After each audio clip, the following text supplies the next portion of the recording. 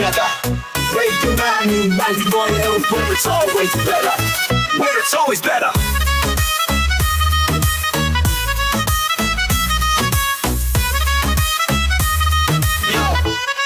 Yo. सुबह का सूरज या शाम का रंग, we bring you joy हर जुबान का धन. Community की बात हम हैं आपके साथ, let's spread the love, चलो मिल के साथ. Tune in, turn up, दिल से बात करो. Radio Manu 92 FM के साथ चलो. Every voice counts, हर लम्हा यहाँ चलो बात करके देखते हैं. Let's all shine on.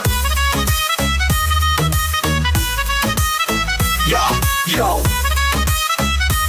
Let's all go. सेहत की बात और dreams to share. Radio Manu 92 FM, we're always there. From unity to joy, we bring the light. Every word, every tune makes everything right. Listen up, it's time to unite. Radio Manu 92 FM, shining bright. Dill se suno, we love and care. चलो बात करके देखते हैं, let's take it there. So come along for the ride. Radio Manu 92 FM, we're by your side. चलो बात करके देखते हैं. Your voice, your guide.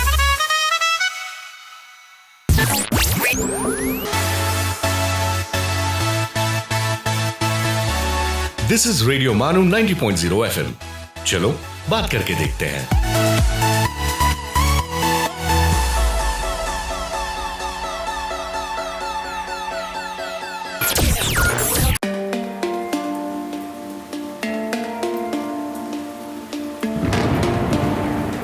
ये है रेडियो मानू 90.0 FM, पेश है अर्थ टॉक्स.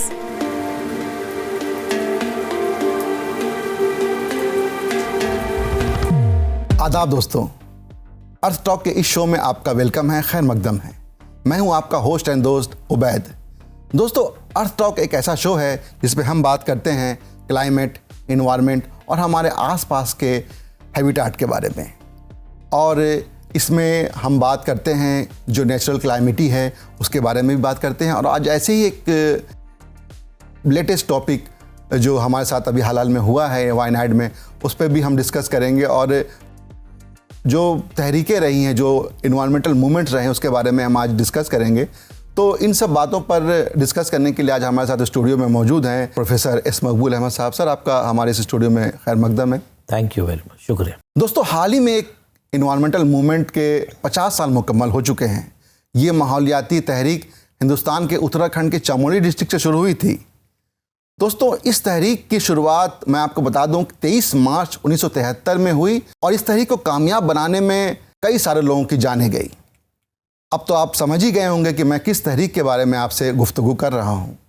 जी हाँ, आप बिल्कुल सही समझा आपने. दोस्तों, मैं बात कर रहा हूँ चिपको मूवमेंट, जिसे हम चिपको आंदोलन भी कहते हैं.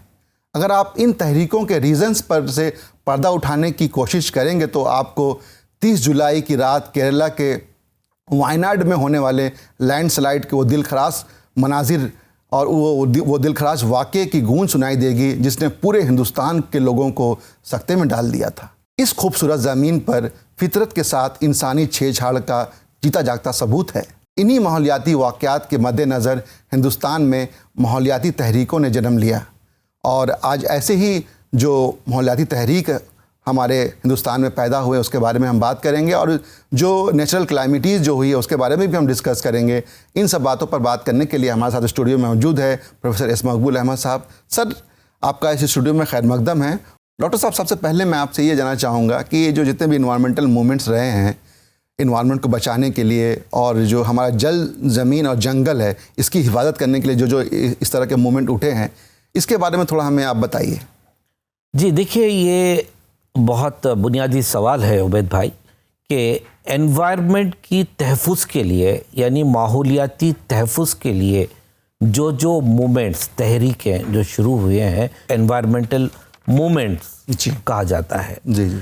तो हिंदुस्तान में सबसे पहले जो एनवायरमेंटल मूवमेंट शुरू हुई थी वो राजस्थान में शुरू हुई थी. जी जी जी. ये ऐसा कहा जा सकता है कि आज़ादी से क़ब्ल की बात है. 1700 में राजस्थान के जोधपुर शहर में एक मूवमेंट शुरू हुई थी. उस मूवमेंट का नाम है बिश्नोई मूवमेंट. अच्छा, यानी अच्छा। बिश्नोई समाज के लोग मिलकर जी, इस जी। मूवमेंट की शुरुआत किए थे। अच्छा, तो अच्छा। इसलिए उस मूवमेंट को बिश्नोई मूवमेंट कहते हैं। दूसरा जो मूवमेंट है, जो एनवायरमेंटल मूवमेंट, ये तमाम लोगों को पता है, जो आपने जिक्र किया, चिपको आंदोलन, चिपको मूवमेंट बहुत फेमस भी हुआ, ये बहुत फेमस हुआ है।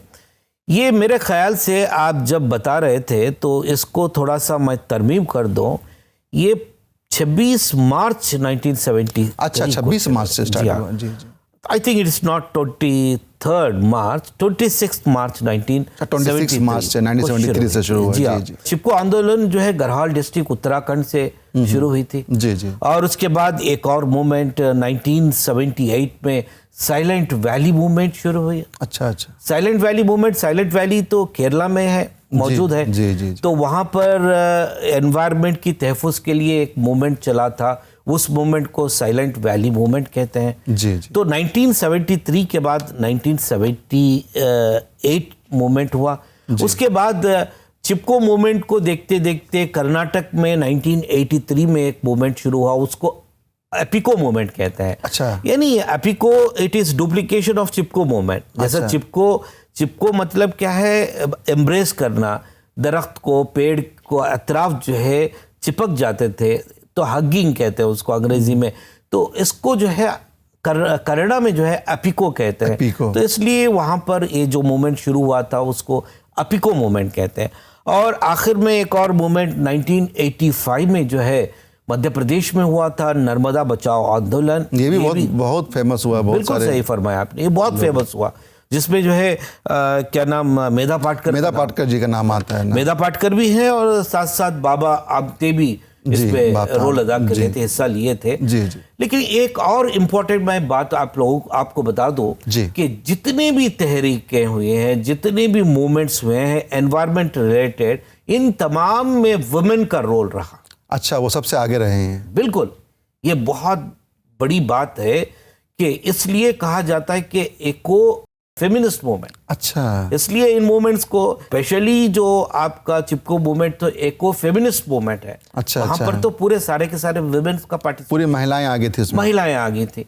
तो इसलिए यही नहीं बल्कि इवन साइलेंट वैली मूवमेंट में भी ले लीजिए, चिपको मूवमेंट, बिश्नोई मूवमेंट, इन मेधा पाटकर भी यहाँ जी, थी। जी। तो ये तमाम मूवमेंट्स में जो है वुमेन का रोल बहुत अहम रहा। जी। तो ये रही चंद मूवमेंट्स, एनवायरमेंटल मूवमेंट्स। अच्छा अच्छा।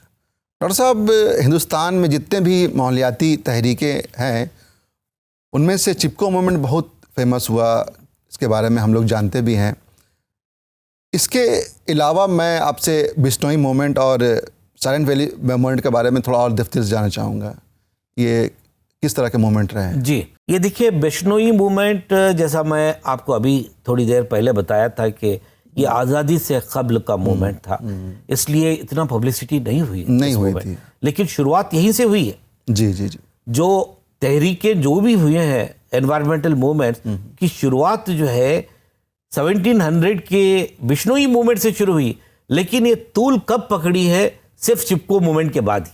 सर, इस मूवमेंट में क्या था सर, इसके बारे में थोड़ा बता सकते हैं? देखिए, बिश्नोई मूवमेंट ऐसा था कि राजस्थान के जोधपुर में एक राजा रहता था जी। वो अपने महल को बनाने के लिए लकड़ी जो है इकट्ठा करना चाह रहा था। जी, तो जी, जी। प्रजा को कह दिया कि भाई जाइए, आप जंगल जाकर लकड़ी काट के जो है मेरे लिए लाइए, ताकि हम महल बनाएं। जी जी जी। अच्छा। तो सारे लोग जो है उसके आदेश पर सारे लोग जंगल की तरफ निकल पड़ते हैं, जी। लकड़ी मतलब दरख्त को काटने के लिए, करने के लिए। लेकिन वहां पर अमृता देवी जी।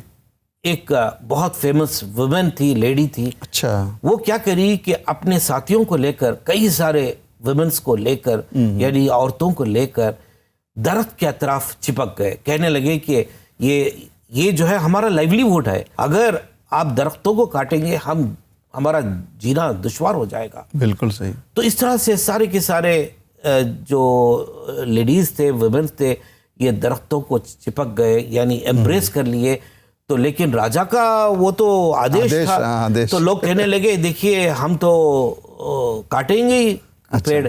तो कहने लगे लोग, अगर आपकी छुरी चलेगी तो हमारे गर्दन से होती ही चलेगी। तो इस तरह से कई सारे लोग शहीद हो गए उस मोमेंट में। तो बाद में राजा को पता चला कि जो भी मैं कदम उठाया हूँ शायद ये गलत है, उसको महसूस हुआ बाद में कि what ever the step I have taken it is wrong, तो इसलिए फिर से जो है अपनी बात को वापस ले लेता है, कहता है कि नहीं, इसको रोक दीजिए। ये बिश्नोई मूवमेंट सक्सेसफुल रहा। साइलेंट वैली मूवमेंट के बारे में सर आप कुछ बता रहे थे। जी हाँ, साइलेंट वैली मूवमेंट एक ऐसा मूवमेंट है। ये साइलेंट वैली तो पहली बात तो मैं बता दूं कि केरला में मौजूद है। अच्छा, केरला में जी।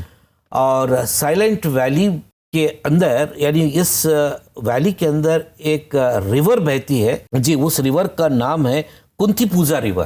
अच्छा, कुंतीपुजा रिवर। जी हाँ, इस कुंतीपुजा रिवर के ऊपर एक हाइड्रो इलेक्ट्रिक प्रोजेक्ट या डैम बनाना चाह रहे थे। अच्छा अच्छा। तो लोग जो है वहां पर एहतजाज करने लगे, एजिटेट करने लगे कि भाई अगर आप डैम बना देंगे, नो डाउट ये हाइड्रो इलेक्ट्रिक प्रोजेक्ट जो भी डैम है 240 मेगावाट एनर्जी को प्रोड्यूस करने के लिए बना रहे थे जी। लेकिन वहां के लोग कहने लगे अगर आप इस डैम को कंस्ट्रक्ट करेंगे तो निचला हिस्सा, लोअर जितने भी विलेजेस है, ये सारे के सारे डूब जाएंगे। इसलिए उन्होंने मना किए और गवर्नमेंट के साथ कई साल जो है एहतजाज किए, यानी फाइट करे। और उस दौरान जो है केरला के जो है केरला शस्त्र साहित्य परिषद नाम का एक ऑर्गेनाइजेशन है, वो भी आगे आया इनके सपोर्ट में। और वहां पर एक वुमेन है सुगधा कुमारी। यहाँ भी वोमेन आगे हैं सबसे। जी हाँ, यहाँ पर वही शुरुआत, वोमेन की शुरुआत करने वाली भी वोमेन है यहाँ पर। ये वुमेन है यहाँ पर। सुगधा कुमारी जो है not only she is activist, social activist, she is even poet. अच्छा। तो ये कई सारी जो है पोएट्री इस साइलेंट वैली पर लिखी है। और ये जो है इसके कहने पर भी गवर्नमेंट मतलब सुनने के लिए राजी नहीं हुई। उसके बाद डॉक्टर सलीम अली बहुत बड़े फेमस ऑर्निथोलॉजिस्ट हैं हिंदुस्तान के, बर्ड्स के जो एक्सपर्ट है। उसके बाद MS स्वामीनाथन है, हमारे बहुत बड़े ग्रीन रेवोल्यूशनिस्ट हैं। और माधव गाडगिल, ये वेस्टर्न घाट के एक्सपर्ट्स कहा जाता है। ये तमाम लोग आगे बढ़कर उस जमाने में हमारे जो the then prime minister late Shri Indira Gandhi हुआ करती थी, इंदिरा गांधी को अप्रोच किए, कहने लगे कि भाई इससे बहुत बड़ा नुकसान होने वाला है, इसको रोक लीजिए। तो इस तरह से साइलेंट वैली में जो है ये जो डैम का कंस्ट्रक्शन रुक गया। लेकिन बाद में जो है साइलेंट वैली मैं बता दूं उबैद भाई, ये इतनी बेहतरीन बायोडाइवर्सिटी रिच एरिया है, वहां पर मुख्तलिफ किस्म के फ्लोरा फाना पाए जाते हैं, यानी अद्वियात में इस्तेमाल करने वाले पौधे हैं और कई सारे एनिमल स्पीशीज है। उनमें तो लायन टेल मैक जो मंकी कहते हैं, लायन टेल मंकी, ये एंडेंजर्ड स्पीशीज है, हिंदुस्तान में कहीं नहीं, सिर्फ केरला में साइलेंट वैली में है। अगर फर्ज करो अगर हम डैम को कंस्ट्रक्ट कर दे, अगर हम वहां पर कुछ और मतलब इस तरह के हाइड्रो इलेक्ट्रिक पावर प्रोजेक्ट्स को लाएंगे, शायद इस बायोडाइवर्सिटी पे नुकसान हो सकता था जी। लेकिन ये तमाम लोगों के कहने पर कंस्ट्रक्शन रुक गया और बाद में गवर्नमेंट जो है साइलेंट वैली को नेशनल पार्क में तब्दील कर दिया। जी, बेहतरीन। जब नेशनल पार्क में तब्दील कर देंगे तो किसी की मजाल नहीं है कि उसे कुछ बिल्कुल ठीक कहा सर आपने। डॉक्टर साहब अभी हम रुकेंगे एक छोटे से ब्रेक के लिए। दोस्तों अभी हम लेंगे एक छोटा सा ब्रेक के बाद गुफ्तगू का सिलसिला जारी रहेगा। सुनते रहिए हमारा रेडियो मानू। You are listening to Earth Talks, Radio Manu 90.0 FM's Nature Show.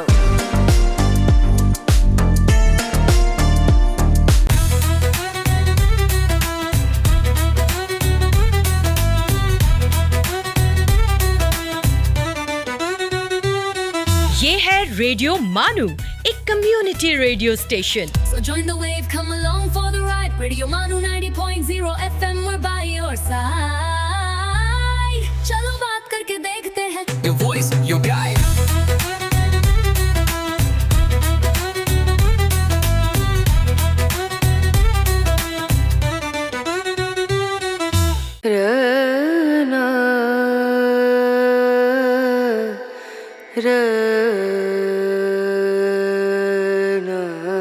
This is Radio Manu 90.0 FM. Let's listen to the Mindful Minute.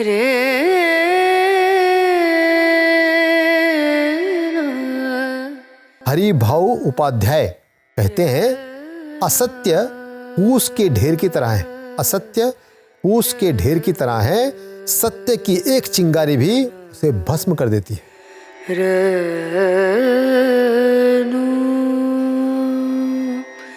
Dalai Lama once said, "The purpose of our lives is to be happy."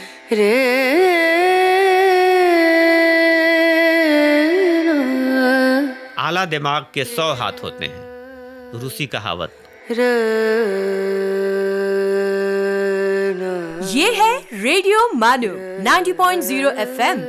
आप सुन रहे थे the Mindful minute.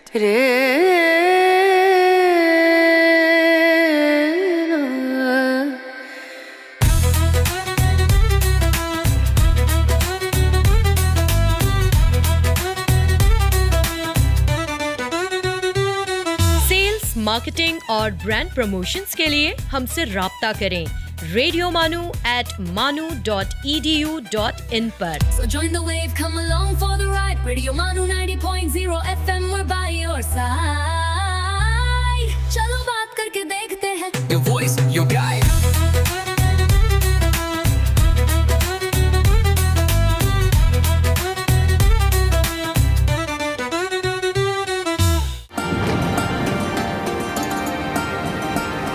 You are listening to Earth Talks, Radio Manu 90.0 FM's Nature Show। दोस्तों, break के बाद आपका खैर मकदम है। हम बात कर रहे हैं प्रोफेसर एस मकबूल अहमद साहब से, और आज हम बात कर रहे हैं जो इम्पोर्टेंट हिंदुस्तान में इन माहौलियाती तहरीकें रही हैं उसके बारे में हम डिस्कस कर रहे हैं। डॉक्टर साहब, आपसे मैं आगे ये जानना चाहूँगा कि आपने बिश्नोई मूवमेंट और साइलेंट वैली मूवमेंट के बारे में हमें बताया, चिपको मूवमेंट के बारे में थोड़ा हमें बताइए कि ये किस तरह का मूवमेंट रहा और कौन कौन से लोग इसमें जुड़े हुए थे इससे। देखिए, 1973 की बात है, और 1973 के पहले मैं बता दूं कि इस मूवमेंट को मॉडर्न चिपको मूवमेंट भी कहते हैं। जी जी जी। क्योंकि सबसे पहले तो जो मूवमेंट शुरू हुआ था बिश्नोई मूवमेंट, लेकिन इतना आम नहीं हुआ जितना चिपको मूवमेंट हुआ, और इसलिए इस मूवमेंट को यानी चिपको मूवमेंट को मॉडर्न मूवमेंट कहा जाता है। जी। 1973 में मंडल विलेज में चंदी प्रसाद भट्ट ने इसको शुरू की थी। अच्छा। शुरुआत 1973 में चंदी प्रसाद भट्ट ने की। उसके बाद जैसा आपने जिक्र किया मार्च 26 को कि जो चमोली डिस्ट्रिक्ट के रेनी विलेज से ये चिपको आंदोलन की शुरुआत हुई। सर, क्यों हुई थी ये, क्या वजह थी, वजूहात थी, क्या थी? यहाँ पर भी वही दोहराने की बात है कि वहां की जो गवर्नमेंट है, स्टेट गवर्नमेंट का ऑर्डर था, और स्टेट गवर्नमेंट ऑर्डर कर दिए कि जंगलात को काट दे। यानी जब कंट्रैक्टर्स ये जंगल को काटने के लिए आगे बढ़े तो वहां पर एक गौरा देवी नाम की लेडी जी जाकर पेड़ को चिपक गई और कहने लगी कि वो भी जो है कहने लगी कि हम काटने नहीं देंगे पेड़ों को। तो मेरा कहने का मतलब जितने भी ट्राइबल वुमेन्स जो होते हैं, ट्राइबल पीपल जो रहते हैं जंगल में, तो इनका जो लाइवलीहुड जंगल के जो प्रोडक्ट ही हैं, और ये लोग रहने की वजह से क्या है, जंगल की तहफुज भी हो रही है, जंगलात की तहफुज हो रही है। अगर फर्ज करो ये लोग नहीं रहेंगे तो शायद बहुत सारे लोग जो है आकर जंगल को काट देते हैं तो नुकसान भी हो सकता है। बिल्कुल।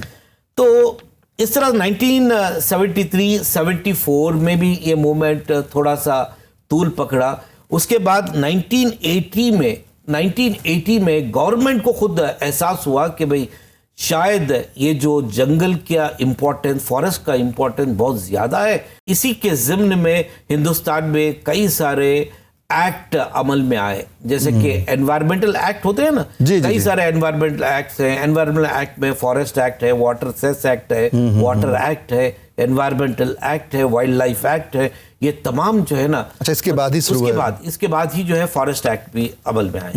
इस तरह से इसकी शुरुआत हुई है। अब रही बात, जैसा कि मैंने आपको बता दिया कि गौरा देवी का नाम तो आएगा ही, क्योंकि ये शुरुआत करने वाली लेडी थी। और यहाँ पर सुंदरलाल बहुगुणा का नाम के बगैर ये मूवमेंट मुकम्मल नहीं होता। जी बिल्कुल। क्योंकि सुंदरलाल बहुगुणा एक ऐसे सोशल एक्टिविस्ट हैं जिन्होंने इस मूवमेंट को लीड किए, सुंदरलाल बहुगुणा। और सुंदरलाल बहुगुणा बहुत बड़े सोशल एक्टिविस्ट रहे और इन्होंने एक स्टेटमेंट दिया है, ecology is a permanent economy. अच्छा, देखिए बहुत बड़ी बात है, ecology is a permanent economy, यानी माहौलियात मुस्तकिल मैशियत है। कितनी बड़ी बात है, बहुत बड़ी बात है। और उस जमाने में एक नारा था, लोग कहते थे कि क्या है जंगल के उपकार, क्या है जंगल के उपकार, मिट्टी पानी और बयार, मिट्टी पानी और बयार, जिंदा रहने के आधार। जी जी। देखिए ये बहुत फेमस हुआ। और अगर देखा जाए तो अंग्रेजी में भी मैं कह दूं कि जो मैं नारा जो हिंदी में बताया को इसको फिर से दोहरा रहा हूं कि क्या है जंगल के उपकार, मिट्टी पानी और बयार, मिट्टी पानी और बयार, जिंदा रहने के आधार। यानी जिंदा रहने के आधार क्या है? मिट्टी पानी और विंड है ना, मिट्टी पानी और विंड, एयर, ये तीन चीजें जो है जिंदा रहने के आधार है। तो इसलिए अंग्रेजी में इसको ऐसा कह सकते हैं, what are the blessings of forest on earth, they provide us healthy soil, healthy water and air which makes life possible for us. बिल्कुल बिल्कुल सर। देखिए उबैद भाई, मैं बता दूं कि जंगल के बारे में या फॉरेस्ट के बारे में बात हो या ट्रीज के बारे में, ये जो जंगल या ट्रीज हमें 5 चीज़ें मुहैया करते हैं, 5 चीज़ें देते हैं, जिसको अक्सर हम कहते हैं, मैं अक्सर बच्चों को यही पढ़ाता हूँ, कहता हूँ कि पौधा जो है हमें 5 चीज़ें देता है, 5 F's देता है, एफ ABCD F स्टार्ट। ये पौधा जो है फूड देता है, fodder, fuel, fibre and fertiliser. So plant provide 5 important things. बहुत बड़ा इंपॉर्टेंस है इसका यहाँ पर। डॉक्टर साहब, आपको मैं यहाँ पर रोकना चाहूँगा क्योंकि वक्त हो चला है एक छोटे से ब्रेक का। दोस्तों, ब्रेक के बाद ये जो गुफ्तगू का सिलसिला है जारी रहेगा। सुनते रहिए हमारा प्रोग्राम अर्थ टॉक। आप सुन रहे हैं अर्थ टॉक्स, रेडियो मानू 90.0 FM का नेचर शो।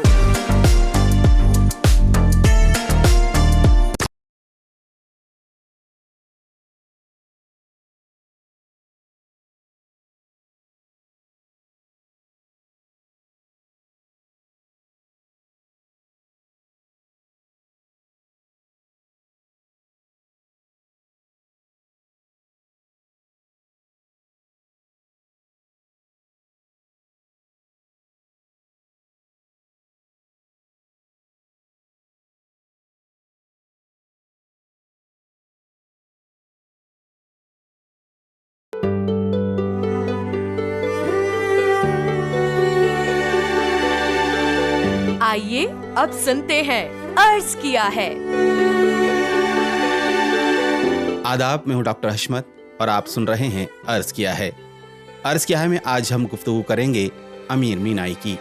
अमीर मीनाई का नाम अमीर अहमद था और वो नवाब नसीरुद्दीन हैदर के अहद में सन 1828 में लखनऊ में पैदा हुए। उनके वालिद मौलवी करम अहमद थे और दादा मशहूर बुजुर्ग मखदूम शाह मीना के हकीकी भाई थे, इसीलिए वो मीनाई कहलाए। अमीर मीनाई ने शुरू में अपने बड़े भाई हाफिज इनायत हुसैन और अपने वालिद से तालीम पाई। इसके बाद मुफ्ती सादुल्लाह मुरादाबादी से फारसी, अरबी और अदब में महारत हासिल की। कश्तियाँ सबकी किनारे पे पहुँच जाती हैं, कश्तियाँ सबकी किनारे पे पहुँच जाती हैं, ना खुदा जिनका नहीं उनका खुदा होता है। लखनऊ और रामपुर के नवाबों के दरबारों से वाबस्ता रहे। बाद में दाग दहलवी की तरगीब पर हैदराबाद पहुँचे, लेकिन जाते ही ऐसे बीमार हुए कि फिर न उठ सके और 13 अक्टूबर 1900 को हैदराबाद में ही उनका इंतकाल हो गया। शोराए मुताखरीन में अमीर मीनाई एक मुमताज़ हैसियत रखते हैं। कसीदा गोई में उनकी कुदरत कलाम मुसल्लम है, जबकि गज़ल में उनके कलाम का आम जौहर ज़बान की सलासत, मज़मून की नज़ाकत और शगुफ्ता बयानी है। खंजर चले किसी पे तड़पते हैं हम अमीर, खंजर चले किसी पे तड़पते हैं हम अमीर, सारे जहां का दर्द हमारे जिगर में है। शायरी में अमीर मीनाई ने मुताद्दद दीवान बशमूल गैरत बहार, मरातुल गैब, गौहर इंतखाब और सनम खाना इश्क मुरतब किए। महामिद खातमुन नबीयीन में उनका नातिया कलाम है। उन्होंने 4 मुसद्दस, ज़िक्र-ए-अंबिया, सुबह अज़ल, शाम अबद और लैलतुल क़द्र के उन्वान से लिखे। नूर तजल्ली और अब्र करम उनकी 2 मसनवियाँ अखलाक व मारिफत के मौजू पर हैं। इनके अलावा नमाज के असरार, ज़ादुल मआद दुआएं और क़ियाबान आफरीनश उनकी यादगार हैं। दोस्तों, ये थे अमीर मीनाई और उनके हालात ज़िंदगी। कल आपसे फिर मुलाकात होगी, तब तक के लिए इजाज़त दीजिए। आदाब।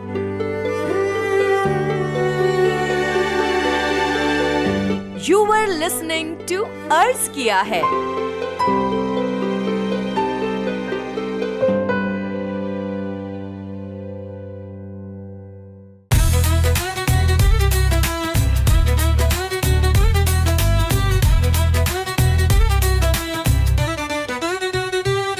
For sales, marketing and brand promotions, write to us on Radio Manu at manu.edu.in. So join the wave, come along for the ride. Radio Manu 90.0 FM, we're by your side. चलो बात करके देखते हैं. Your voice, your guide.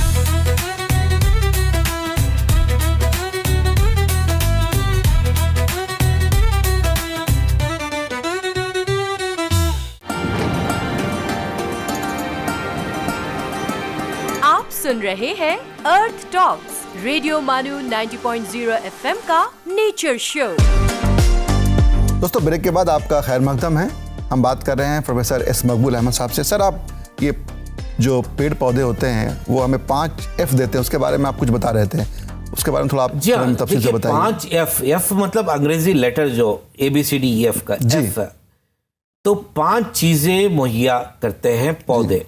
एक food, fodder, fuel, fertiliser and fibre. तो ये 5 चीजें हमें दे रहे हैं, तो हम उसका क्यों नुकसान करें? बिल्कुल। देखिए, जीवन अगर हिंदी में आप मुझसे ज्यादा आप हिंदी जानते हैं। जीवन, जीव मतलब लाइव। वन किससे जुड़ा? जंगल से जुड़ा है। जीवन जो है किससे जुड़ा है? जंगल से जुड़ा। बिल्कुल जी, बिल्कुल। डॉक्टर साहब, आगे हम बढ़ेंगे और आपसे ये जानना चाहेंगे कि अगर जितने भी जो इन्वायरमेंटल मूवमेंट्स हैं, इसको हम सुनते हैं या देखते हैं, तो हमें कुछ ऐसा समझ में आता है कि ये जो तमाम इन्वायरमेंटल मूवमेंट्स हैं, कहीं ना कहीं वायनाड में जो लैंडस्लाइड अभी हाल में हुआ है उससे जुड़े हुए लगते हैं। तो आखिर ये वायनाड में जो हादसा हुआ वो कैसे हुआ, इसके बारे में थोड़ा तफसील से हमें बताइए। वायनाड केरला का एक पहाड़ी इलाका है। अच्छा। मुस्तकिल 1 हफ्ते से बारिश वहां पर हो रही थी, यानी मिट्टी तर हो चुकी है। ऑलरेडी मिट्टी तर हो चुकी है, यानी सैचुरेशन लेवल पे मिट्टी थी। लेकिन हुआ क्या कि 29 और 30 तारीख जुलाई को पहले दिन तो 200 मिलीमीटर की बारिश हुई, दूसरे दिन 372 मिलीमीटर की बारिश हुई। तो टोटल मिला लीजिए 572 मिलीमीटर।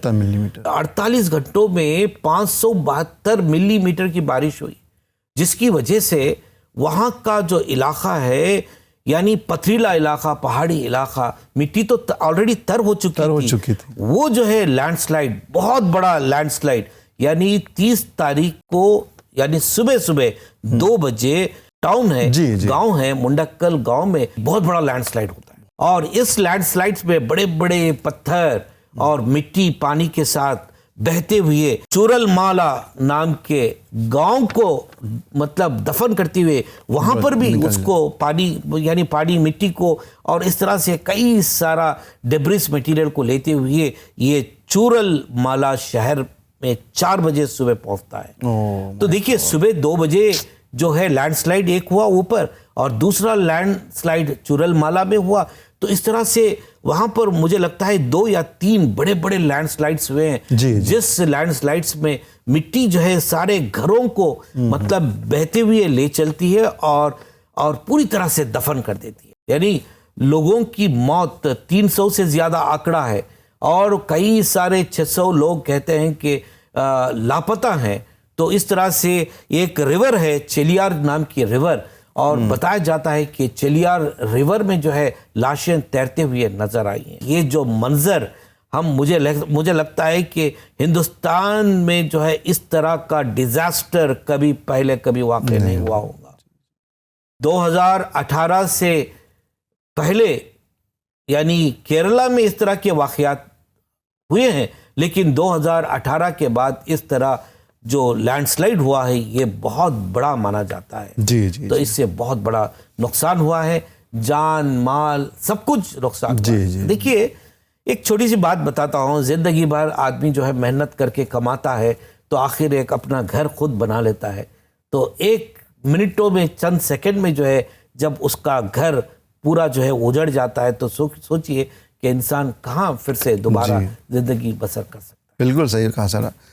डॉक्टर साहब, आपसे मैं आगे ये जानना चाहूँगा कि जो नेचुरल क्लाइमेटीज़ हो रही है, तो जाहिर है कि इसके बारे में जो उसके एक्सपर्ट हैं, माहिरीन हैं, माहौलियात के माहिरीन हैं और जो साइंसदान हैं, उसके बारे में पेशेंट गोइंग करते होंगे कैसा हो सकता है। वहाँ के जो जिम्मेदारान हैं या जो हम वहाँ जो लोग रह रहे हैं वहाँ पर, इन बातों को नज़रअंदाज कर देते हैं, जिसके नतीजे में जो है इस तरह की जान माल गंवा चुके हैं, उसके ये हादसा की खबर मिलती है। जी हाँ, ये पेशेंट गोई की बात आप जब यहाँ पर छेड़ रहे हैं तो मैं कह दूँ कि हिंदुस्तान के चंद इलाके ऐसे हैं जो Eastern Ghats, Western Ghats, Himalaya region, ये तमाम जो है बहुत रिच बायोडाइवर्सिटी स्पॉट्स हैं। तो 2011 की बात है, एक वेस्टर्न घाट के एक्सपर्ट हैं माधव गाडगिल। ये बहुत बड़े साइंटिस्ट हैं, हिंदुस्तान के बहुत बड़े इकोलॉजिस्ट हैं। वेस्टर्न घाट्स पे एक बहुत बड़ी तवील इन्होंने एक कमेटी तो बनी थी और तवील सर्च किए, यानी वेस्टर्न घाट पर इनकी बहुत बड़ा मतलब स्टडी रही इनकी। 2011 में गवर्नमेंट की जानिब से एक कमेटी कायम हो चुकी थी और इस कमेटी में माधव गाडगिल बहुत अहम रोल अदा करे। माधव गाडगिल का 2011 में खुद बता दिए थे कि हिंदुस्तान के 5 रियासत ऐसे हैं, ऐसे इको सेंसिटिव एरियाज हैं, यानी इस 5 रियासतों में जो जंगलाती इलाके हैं, उन जंगलाती इलाकों में जो है ऐसे इको सेंसिटिव एरियाज हैं। इन इको सेंसिटिव एरियाज में ह्यूमन इंटरप्शन नहीं होना है। जी। तो 5 जो इको सेंसिटिव जोन्स जो है, जो 5 स्टेट्स में माधव गाडगिल ने बताया था, एक गुजरात, महाराष्ट्र, फिर तमिलनाडु, कर्नाटका, केरला। तो इन तमाम 5 रियासतों में जो है इको सेंसिटिव जोन्स मौजूद हैं। तो इसका जो है हमें ख्याल करना चाहिए था। बिल्कुल। शायद माधव गाडगिल की जो रिपोर्ट को हम गौर से ना सुने, ना पढ़े और ना अमल में लाए, शायद इसका एक नतीजा हो सकता है। दोस्तों, अभी हम रुकेंगे एक छोटे से ब्रेक के लिए। ब्रेक के बाद आगे हम गुफ्तगू करेंगे जो नेचुरल क्लाइमेटीज़ है उसके बारे में, जो एनवायरमेंटल मूवमेंट है उसके बारे में। सुनते रहिए हमारा programme Earth Talk. You are listening to Earth Talks, Radio Manu 90.0 FM's Nature Show.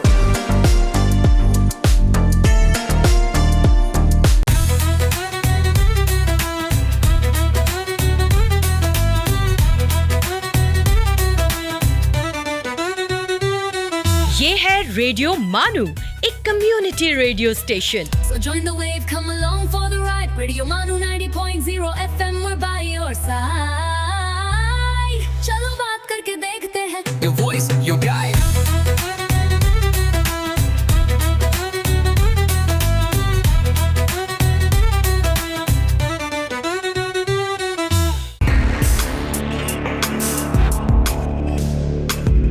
Let's listen to History's Mysteries. दोस्तों, आप सुन रहे हैं हिस्ट्रीज आज अवैध के साथ। आज हम बात करने वाले हैं डिस्कवरी ऑफ अमेरिका के बारे में। दोस्तों, आज हम आपको एक निहायत ही अहम तारीखी वाक़ये के बारे में बताने जा रहे हैं। अमेरिका की दरियाफ्त यानी डिस्कवरी ऑफ अमेरिका। ये कारनामा सन 1492 में मशहूर एक्सप्लोरर और समुद्री मुसाफिर क्रिस्टोफर कोलंबस ने अंजाम दिया। कोलंबस इटली का रहने वाला था, लेकिन उस वक्त स्पेन के बादशाह और मुल्क ने उसकी मदद की थी ताकि वो समुद्री रास्ते से हिंदुस्तान पहुंचने की कोशिश करे। उस ज़माने में लोग ज़मीन के गिर्दगोल रास्ते से मशरिक़ की तरफ सफ़र करके हिंदुस्तान और एशिया पहुंचने की कोशिश करते थे। कोलंबस ने मगरिब की तरफ से सफ़र करने का मंसूबा बनाया। 3 अगस्त 1492 को कोलंबस ने 3 जहाज नीना, पिंटा और सांता मारिया के साथ स्पेन से सफ़र शुरू किया। कई महीनों के सफ़र के बाद 12 अक्टूबर 1492 को एक जजीरे पर पहुंचा जो आज के कैरिबियन इलाके में है। कोलंबस समझा कि वो हिंदुस्तान पहुंच गया है, इसलिए वहाँ के मकामी लोगों को इंडीज़ कह दिया, हालांकि वो हकीकत में अमेरिका के मकामी बाशिंदे थे। ये दरियाफ्त दुनिया की तारीख में एक बहुत बड़ा मोड़ साबित हुआ।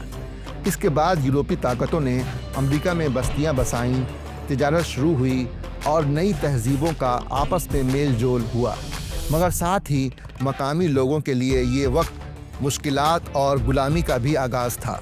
दोस्तों, कोलंबस की ये दरियाफ्त एक तरफ दुनिया को करीब ले आई तो दूसरी तरफ नई तारीख और नए चैलेंजेस का दरवाज़ा भी खोल गई। दोस्तों, आप सुन रहे थे हिस्ट्रीज मिस्ट्रीज आरजे उबैद के साथ। आज फिर मुलाकात होगी, तब तक के लिए सुनते रहिए रेडियो मानू 90.0 FM। चलो बात करके देखते हैं। आप सुन रहे थे histories mysteries.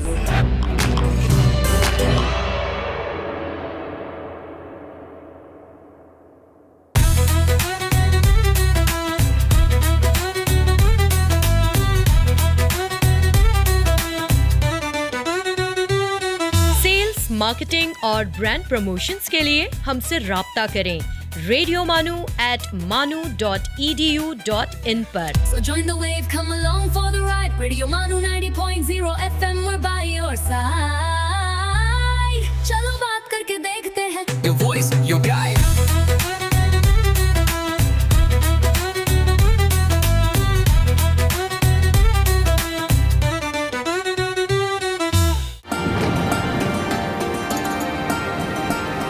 You are listening to Earth Talks, Radio Manu 90.0 FM's Nature Show.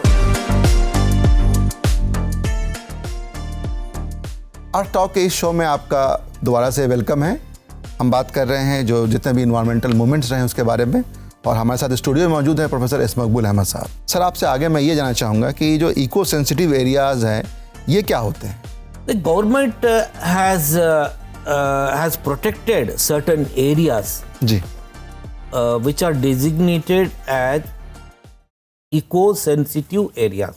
Government खुद बता दी, क्योंकि वहाँ की रिच बायोडाइवर्सिटी को देखते हुए इन एरियाज को इको-सेंसिटिव एरियाज या इनको डिस्टर्ब नहीं करना है। डिस्टर्ब नहीं करना, इको-सेंसिटिव फ्रेजाइल एरियाज, बिल्कुल। यहाँ पर ह्यूमन का इंटरप्शन बिल्कुल रोकने के लिए कह दिए है।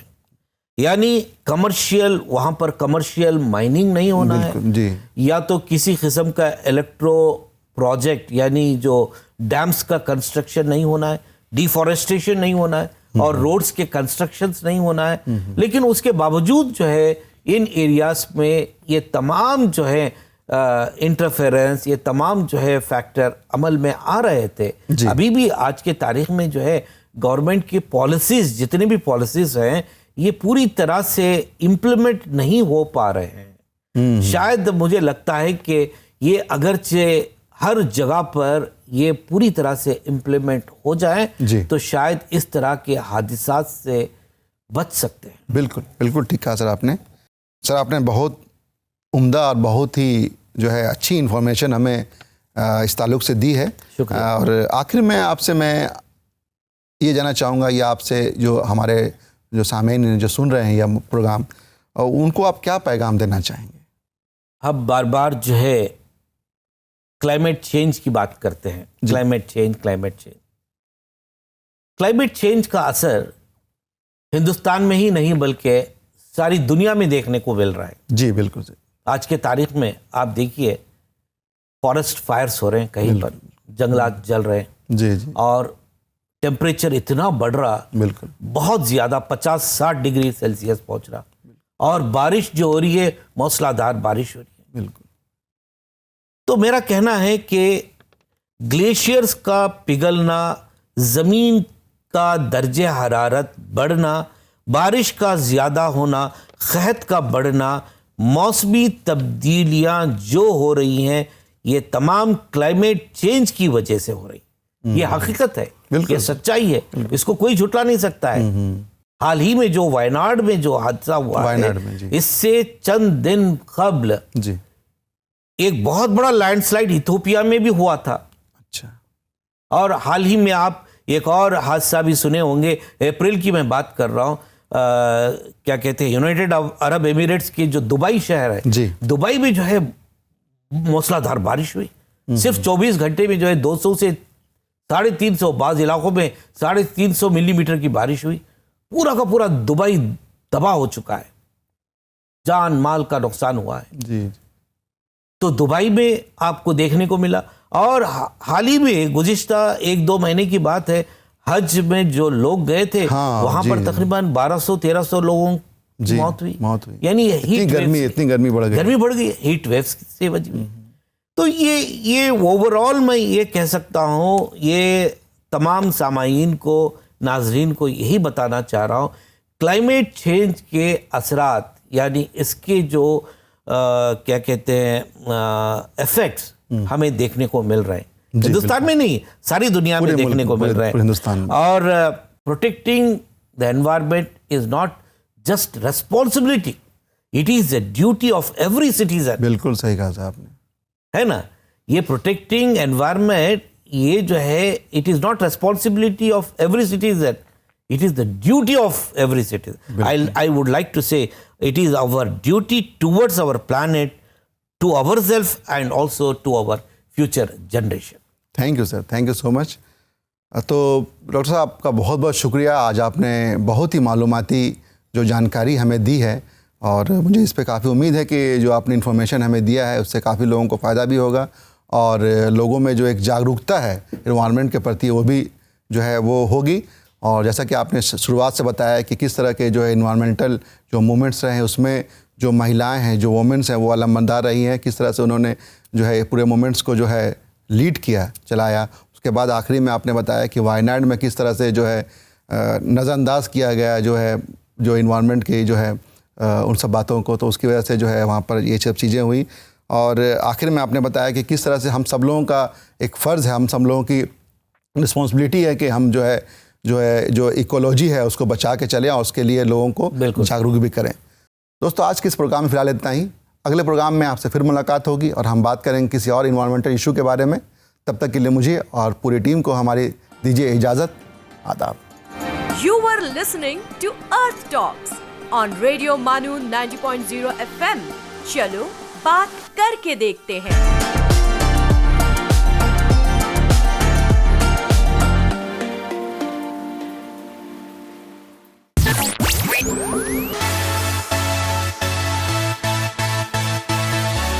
आप सुन रहे हैं रेडियो मानो 90.0 FM। चलो बात करके देखते हैं।